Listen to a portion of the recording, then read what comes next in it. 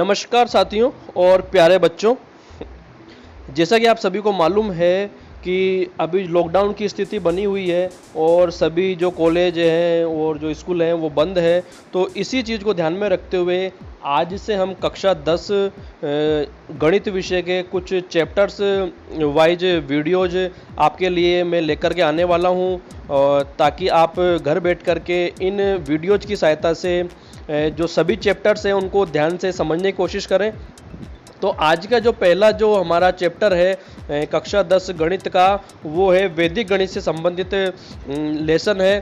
तो इसी से हम शुरू करने वाले हैं हमारे वीडियोज़ को। तो डेली आप इन वीडियोज़ की सहायता से घर बैठ कर के अच्छे से स्टडी कर सकते हैं। तो मैं छोटे छोटे वीडियो के माध्यम से आपको डेली या एक दिन में या 2 दिन में जो वीडियो है वो लेकर के आता रहूँगा। तो आपने हमारे चैनल को सब्सक्राइब नहीं किया है तो पहली चीज़ हमारे चैनल को ज़रूर सब्सक्राइब करें और बेल आइकन दबाना नहीं भूलें, क्योंकि बेल आइकन दबाने से क्या होगा कि जब भी हमारे चैनल पर कोई नया वीडियो अपलोड होगा तो उसका नोटिफिकेशन आप तक सबसे पहले पहुंच जाएगा। तो बेल आइकन ज़रूर दबाएं। तो सबसे पहले हम बात करते हैं वैदिक गणित के बारे में। आज का जो हमारा जो टॉपिक रहेगा वो वैदिक गणित रहेगा। वैदिक गणित में सबसे पहले हम बात करेंगे इसकी जो बेसिक है उसके बारे में बात करेंगे।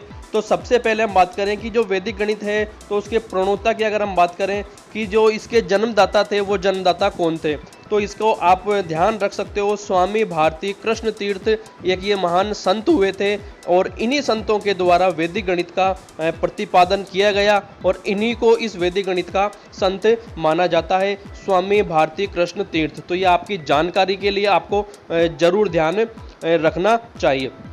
अब इनके द्वारा क्या किया गया, इनके द्वारा 16 सूत्र और 13 उपसूत्र दिए गए और जो 16 सूत्र और जो 13 उपसूत्र हैं वही वैदिक गणित का आधार बने और इन्हीं 16 सूत्रों और 13 उपसूत्रों की सहायता से हम सारी वैदिक गणित को बड़े आसानी से समझ सकते हैं। इन सूत्रों की सहायता से क्या कर सकते हैं हम, थोड़े से प्रयास और अभ्यास से आप लंबी और जो जटिल गणनाओं को बड़ी सरलता से व मौखिक रूप से आप इनको हल कर सकते हैं।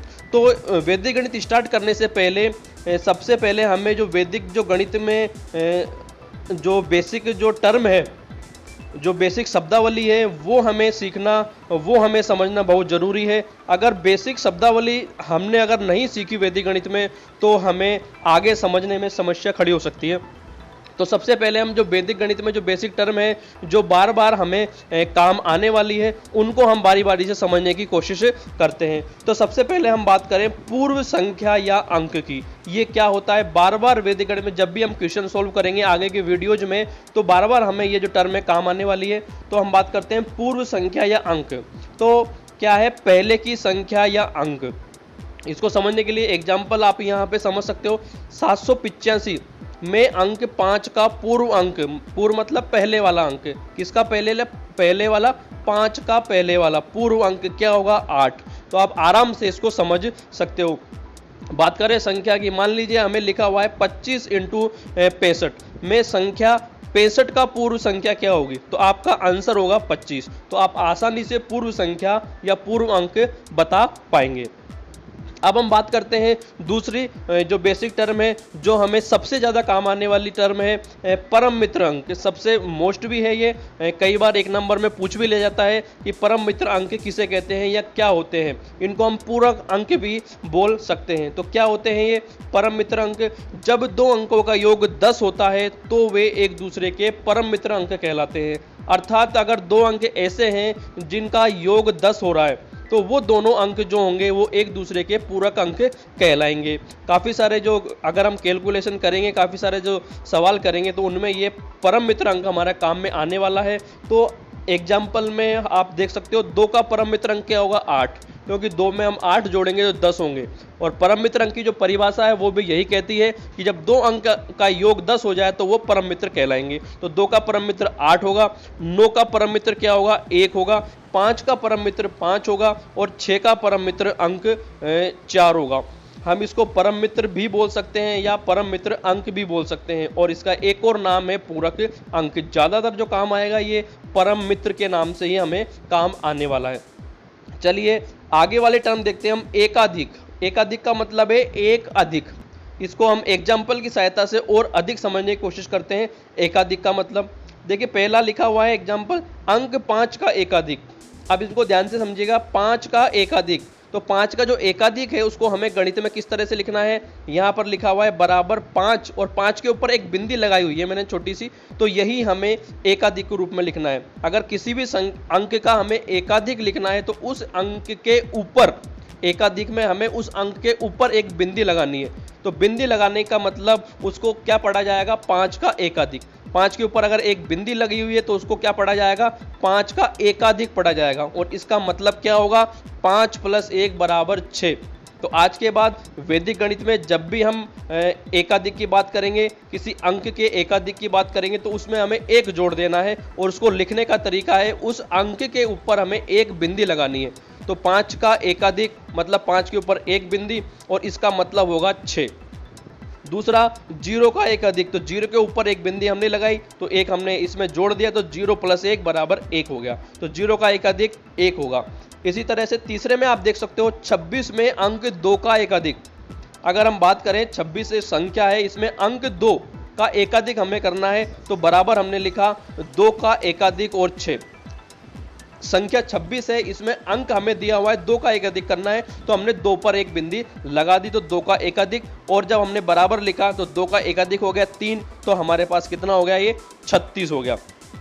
इसी तरह से चौथा एग्जाम्पल है 2536 में अंक 5 का एकाधिक हमें करना है। कौन सा अंक दिया हुआ है, अंक 5 का एकाधिक, तो आप देख सकते हो बराबर 2, 5 का एकाधिक 3, 6 हमने यहाँ पर लिख दिया। और 5 का जब एकाधिक करेंगे तो हमारे पास कितना हो गया, 6 हम लिख देंगे उसको, तो ये हमारे पास हो जाएगा 2636।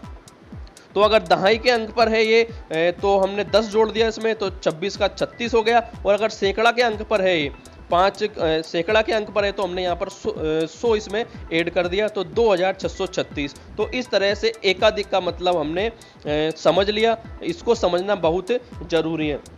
इसके बाद एक और बात करते हैं हम, एक न्यून। एक न्यून का मतलब होता है एक कम। एक कम कैसे, एक कम, इसको, इस शब्द को भी हम एग्जाम्पल की सहायता से समझने की कोशिश करते हैं। देखिए पहला एग्जाम्पल है अंक 4 का एक न्यून।